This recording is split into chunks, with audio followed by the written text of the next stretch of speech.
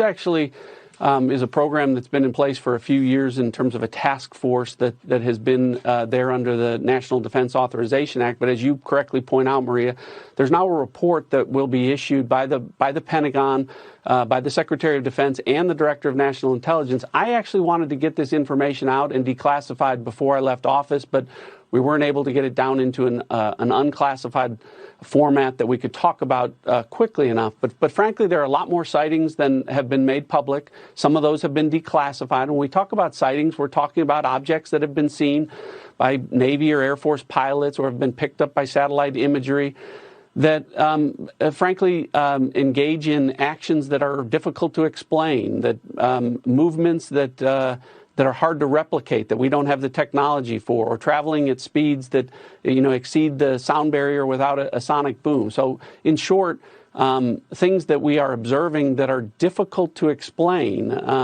And so, there's actually quite a few of those, and I think that information is being gathered and will be put out in a way that the American people can see. We always, when we see these things, Maria, we always look for a plausible explanation.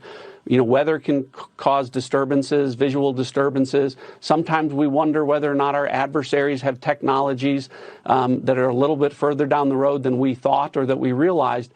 But there are instances where we don't have good explanations for some of the things that we've seen. And, when that information becomes declassified, I'll be able to talk a little bit more about that. Can you tell us where it was seen?